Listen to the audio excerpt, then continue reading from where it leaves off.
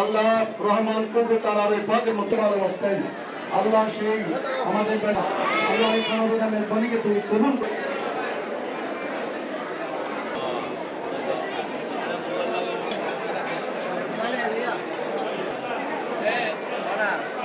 পুরা বাংলাদেশ শোকে স্তব্ধ। 18 কোটি মানুষ আজকে ওনার শোকে শোকাহত। যেহেতু একটা সামনে নির্বাচন, আমাদের দেশনায়ক তারেক রহমান সমস্ত নেতাকর্মীদেরকে বলেছেন যে শোককে শক্তিতে পরিণত করতে হবে। কারণ দেশমাতা বেগম খালেদা জিয়া যে স্বপ্ন দেখেছেন মানুষের জন্য, মানুষের মৌলিক অধিকার, গণতান্ত্রিক অধিকার রক্ষার জন্য উনি সংগ্রাম করেছেন। উনি মানুষের অন্ন, বস্ত্র, বাসস্থান, শিক্ষা, স্বাস্থ্য, আইনের শাসন, মানবাধিকার, বিচার বিভাগের স্বাধীনতা, কথা বলার অধিকার, সর্বোপরি ভোটের অধিকারের জন্য উনি লড়াই করেছেন।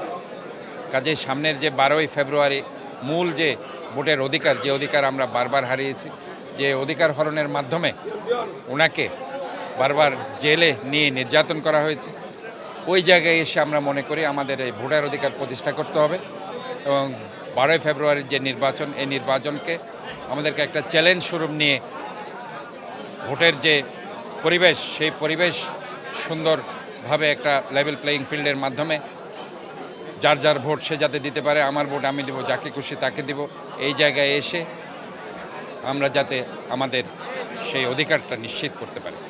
আবার সেই উৎসবমুখর পরিবেশে মানুষ যাতে ভোট দিতে পারে, যেভাবে 1991 সালে ভোটের মাধ্যমে, 2001 সালে ভোটের মাধ্যমে, 96 সালে ভোটের মাধ্যমে দেশনেত্রী বেগম খালেদা জিয়াকে প্রধানমন্ত্রী করা হয়েছিল, সেই উৎসবমুখর পরিবেশেই যাতে ভোটটা সবাই দিতে পারে।